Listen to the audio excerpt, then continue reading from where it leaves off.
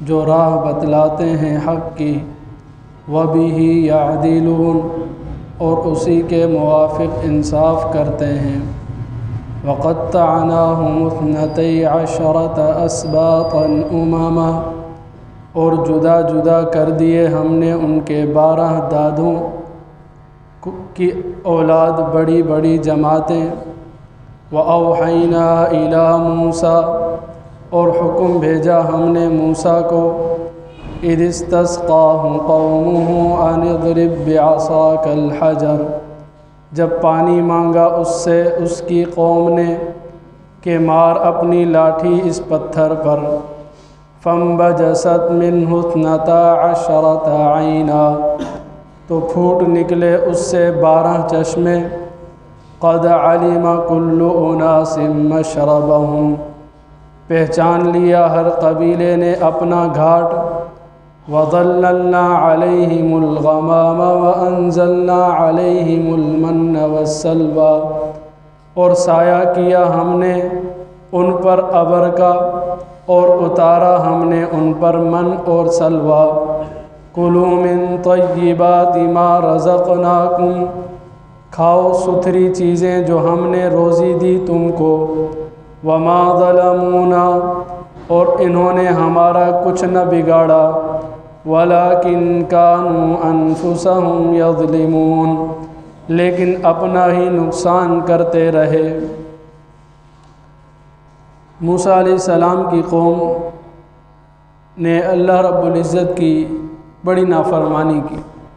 اللہ فرماتے ہیں وَأَكْثَرُهُمُ الْفَاسِقُونَ ان میں سے اکثر نافرمان اور فاسق تھے، لیکن سارے فاسق نہیں تھے، بلکہ ان میں سے ایسے بھی لوگ تھے جو ہدایت پر تھے۔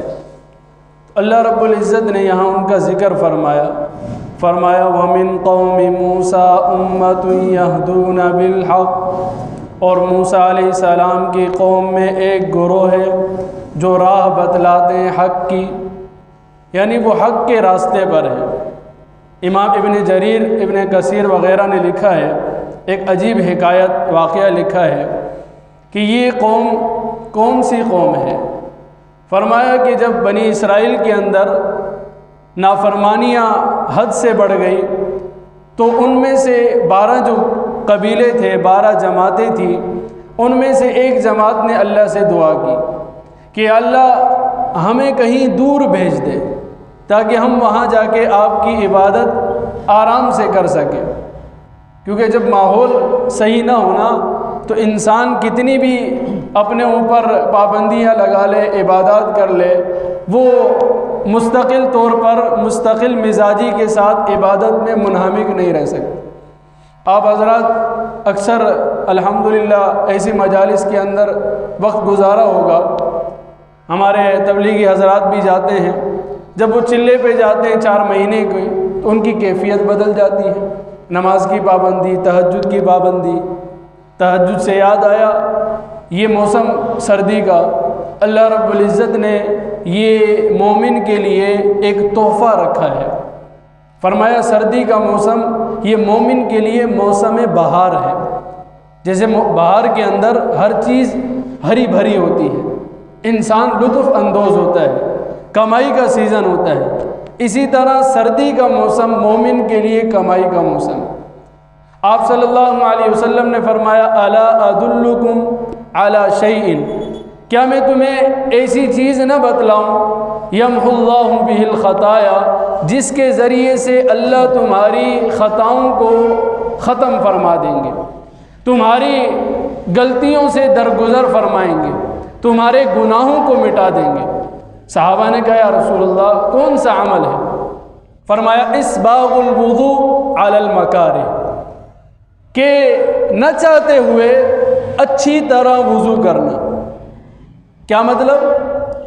سردی کا موسم ہے، ٹھنڈا پانی ہے، اب دل چاہتا ہے جلدی جلدی بس تھوڑا سا پانی بہا کے اور نماز کے لیے نکل لوں، لیکن فرمایا اس وقت اچھی طرح وضو کرنا، ہر عضو کو اچھے طریقے سے دھونا۔ 1 نمبر۔ آپ صلی اللہ علیہ وسلم نے ایک صحابی کو دیکھا، ایک جنگ کے موقع پر صحابہ نے وضو کیا تو ایک صحابی کو دیکھا اس کی ایڑیاں خشک رہ گئی، اور جب ایڑیاں خشک رہ جائیں تو دور سے نظر آتی ہے۔ فرمایا ویل للاعقاب من النار، کہا جو ایڑیاں خشک رہ جائیں وہ جہنم میں جلے گی۔ تنبیہ فرمانا تھا، مقصود یہ تھا۔ تو اچھی طرح وضو کرنا نمبر 1۔ نمبر 2 فرمایا کثرت الخطا الی المساجد، مسجدوں کی طرف کثرت سے جانا۔ جتنے زیادہ قدم لگیں گے مسجد میں آنے کے لیے اتنی زیادہ نیکیاں ہوں گی۔ صحابہ مسجد سے دور دور گھر لیتے تاکہ ہمارے قدم زیادہ لگے، نیکیاں زیادہ ملیں۔ تو فرمایا کثرت الخطا الی المساجد وانتظار الصلاة بعد الصلاة، کہ نماز کے انتظار میں بیٹھے رہنا۔ ہم جو آتے ہیں نماز کے لیے، الحمدللہ اکثر حضرات آذان ہوئی مسجد میں آ گئے، اب یہ نماز کے انتظار میں ہے، کب نماز کھڑی ہوگی۔ فرشتے اس کی نیکیاں لکھ رہے ہیں، فرشتے اس کے گناہوں کو مٹا رہے ہیں، فرشتے اس کے درجات کو بلند کر رہے ہیں، جنت کے اندر اس کے محلات بن رہے ہیں۔ وہ بیٹھا ہوا ہے، کچھ بھی نہیں پڑھ رہا، صرف انتظار کر رہے نماز کا۔ فرمایا انتظار الصلاة بعد الصلاة، یہ 3 کام کرو اللہ تمہارے گناہوں کو ختم کر دے گا۔ اور یہ جسے میں نے کہا سردیوں کا موسم، راتیں لمبی ہو جاتی ہیں، دن چھوٹے ہو جاتے ہیں۔ باہر اس لیے کہا کہ دن میں انسان مومن روزہ رکھ سکتا ہے، چھوٹے دن ہیں، ٹھنڈا موسم ہے، پیاس بھی نہیں لگتی، روزہ آسان ہے۔ ویسے بھی روزہ رکھ سکتا ہے، رمضان کے روزے تو فرض ہیں، لیکن ان ایام کے اندر آپ صلی اللہ علیہ وسلم جمعرات کا روزہ رکھتے، پیر کا روزہ رکھتے، اور فرماتے کہ ان ایام کے اندر پیر اور جمعرات میں انسان کے اعمال آسمان کی طرف جاتے ہیں، اللہ کے حضور پیش ہوتے ہیں۔ تو میں پسند کرتا ہوں کہ میرے اعمال نامے جب پیش ہوں میں روزے کی حالت میں ہوں۔ کون فرما رہے ہیں؟ جس کے اللہ نے اگلے پچھلے گناہ معاف کر دیے۔ امت کو سبق دینا ہے۔ آپ صلی اللہ علیہ وسلم ایام بیض کے روزے رکھتے، 13، 14، 15، چاند کی 13، 14، 15 تارک، ان کو ایام بیض کہتے ہیں۔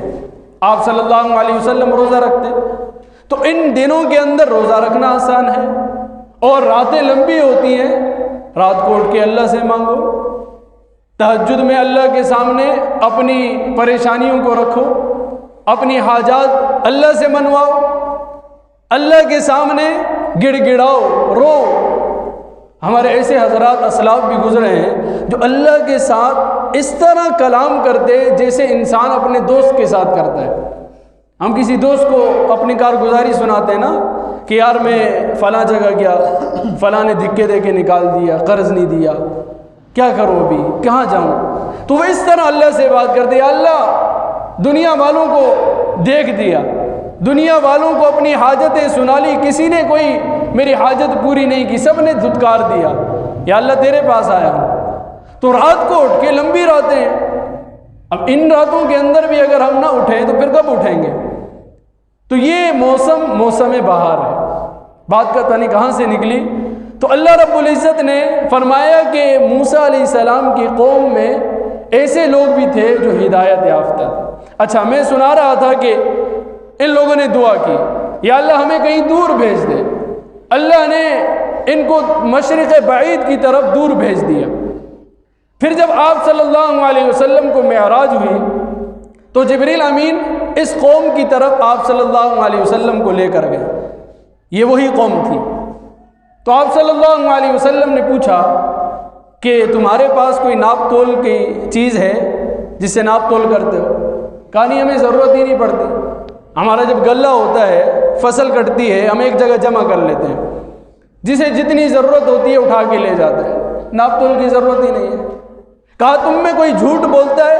کہا نہیں، ہم میں سے جو اگر جھوٹ بولے آسمان سے آگ آتی ہے اور اسے ختم کر دیتی ہے۔ اللہ نے کتنی مہربانی فرمائی۔ آج ہم ہزاروں جھوٹ بول لیتے ہیں لیکن اللہ ہمارے راز کو فاش نہیں کرتا، ہمارے عیبوں پر پردہ ڈال، ستار العیوب، ہمارے عیبوں پر پردہ ڈال۔ اگر یہ عیب نکل جائے تو میرے جیسے مولوی کی پگڑی بھی نہیں بچے گی، اتنا ہم اندر سے گناہگار ہیں۔ لیکن اللہ پردہ ڈالتا ہے، اللہ ہماری اصلاح کرتا ہے کہ سدھر جاؤ، نہیں تو وہ دن آنے والا ہے جب تمہارے سارے کرتوت سب کے سامنے آ جائیں گے۔ تو فرمایا ہم میں سے کوئی جھوٹ نہیں بولتا۔ کہا اچھا، کہا یہ تم نے گھر ایک جیسے کیوں بنائے ہیں؟ کہا اس لیے تاکہ ہم میں سے کسی کو تکبر نہ ہو، کوئی بڑائی نہ دکھائے، میرا بھائی 4 منزلہ بنگلہ ہے، میری اتنی بڑی عمارت ہے، محلے میں کسی کی نہیں ہے۔ ہوتا ہے نا ایسے، اکڑ آتی ہے، تکبر آتا ہے۔ ایک ہے ضرورت، بنا لی ٹھیک ہے، ایک ہے تکبر، دکھاوا، اس وجہ سے بنانا کہ اگلے سے میں اچھا لگوں، اس وجہ سے گھر عمدہ بنانا کہ اگلے کی میں شان گھٹاؤں۔ کہا اس لیے ہم ایک جیسے گھر بناتے تاکہ کسی کو اپنے گھر پر بڑائی دکھانے کا موقع نہ ملے۔ کہا یہ قبرستان تم نے اپنے گھروں کے سامنے کیوں بنایا؟ قبرستان آبادی سے باہر ہوتا ہے، تم نے اپنے سامنے کیوں بنایا؟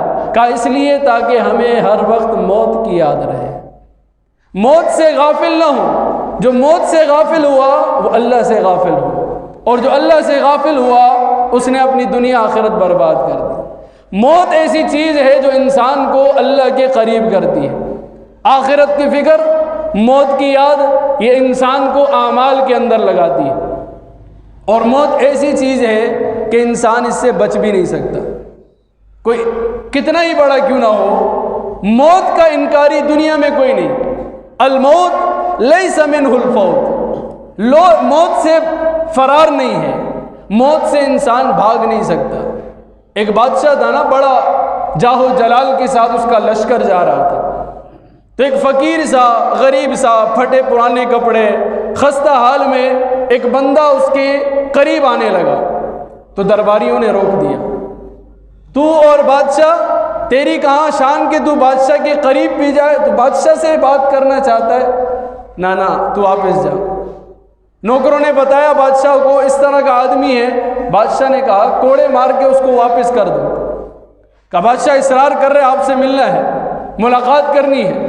کافی اصرار کے بعد اس کو اجازت ملی، قریب آیا اور کہا کان قریب کرو۔ کہا میں تجھ سے بات کرنے کو تیار نہیں اور تو اپنی فرمائشیں یہاں بیان کر رہا ہے۔ کہا کان قریب لگا۔ بادشاہ نے کان قریب کیا، اس نے کہا میں ملک الموت ہوں، میں عزرائیل ہوں۔ اب بادشاہ بڑبڑانے لگا، چیخنے چلانے لگا، تھوڑی سی مہلت دے دو، وصیت کر لوں، مال تقسیم کر لوں، بیٹوں کو نصیحت کر دوں۔ کہا تو نے مجھے اتنی اجازت نہیں دی کہ میں تیرے قریب آ جاؤں، مجھ سے اجازت مانگتا ہے۔ وہی موت آ گئی۔ تو موت سے فرار نہیں ہے۔ یدرککم الموت ولو کنتم فی بروج مشیدہ، اللہ فرماتے ہیں کہ تمہیں موت آ کر رہے گی اگرچہ تم مضبوط قلعوں کے اندر کیوں نہ ہو۔ وَلَوْ كُنْتُمْ فِي بُرُوجٍ مُشَيَّدَةٍ، مضبوط قلعے ہوں، آہنی قلعے ہوں، اس کے اندر بھی تمہیں موت آئے گی۔ کیوں فرمایا؟ موت کا تو کوئی انکار ہی نہیں، تاکہ موت ہمیں ہمیشہ یاد رہے۔ اللہ کے انکاری موجود ہیں، نبی کے انکاری موجود ہیں، کتاب کے قرآن کے انکاری موجود ہیں، لیکن موت کا کوئی انکاری نہیں۔ ہر قوم والے، ہر مذہب والے، ہر ذہنیت والے موت کا اقرار کرتے ہیں کہ موت آنی ہے۔ وہ دیکھ رہے ہوتے ہیں جنازے اٹھ رہے ہیں، بڑوں کے بھی اٹھ رہے ہیں، چھوٹے بچوں کے بھی اٹھ رہے ہیں، قبرستان بھرے پڑے ہیں، شاہوں سے بھی گداؤں سے بھی وہ قبرستان بھرے پڑے ہیں، اور قبر سب کی ایک جیسی ہوتی ہے۔ قبر کے اندر کسی کا کوئی تفاوق نہیں کہ یہ بادشاہ ہے، اس کی قبر عالیشان ہو، اس کے اندر ایئر کنڈیشن ہو، اس کے اندر سہولیات ہونا۔ قبر سب کی ایک مٹی کی ہے، اس قبر کے اندر اعمال کام آئیں گے۔ جس کے اعمال اچھے ہوں گے اس کی قبر اچھی ہوگی، جس کے اعمال برے ہوں گے، جس کی دنیا کے اندر زندگی بری ہوگی، اس کی پھر قبر بھی بری ہوگی۔ تو انسان کو موت ایک دن ضرور آنی ہے۔ تو فرمایا ہم نے گھروں کے سامنے قبرستان اس لیے بنایا ہے کہ ہمیں موت کی یاد رہے۔ موت کی یاد ہوگی تو ہم اللہ کی فرما برداری کریں گے، نبی کی بات مانیں گے، اس کی اتباع کریں گے۔ اگر موت یاد نہیں ہوگی تو اس کی تیاری نہیں کریں گے، ہمیں دنیا کی ہی لگی رہے گی۔ تو فرمایا کہ جب آپ صلی اللہ علیہ وسلم مکے تشریف لائے معراج کے واقعے کے بعد، تو پھر یہ آیت نازل ہوئی، وَمِن قَوْمِ مُوسَىٰ أُمَّةٌ يَهْدُونَ بِالْحَقِّ، اور موسیٰ علیہ السلام کی قوم میں ایسے بھی لوگ تھے جو ہدایت والے تھے، جو آپ صلی اللہ علیہ وسلم پر ایمان بھی لے کر آئے، وَبِهِ يَعْدِلُونَ، اور اصول کے موافق انصاف کرتے تھے۔ تو یہ اللہ رب العزت نے موسیٰ علیہ السلام کی قوم کا ایک گروہ کا ذکر فرمایا۔ آگے اللہ رب العزت نے جب موسیٰ علیہ السلام صحرائے سینا میں پہنچے، وہاں جو واقعہ پیش آیا وہ اللہ رب العزت نے بیان کیا ہے، انشاءاللہ اس کو آگے بیان کریں گے۔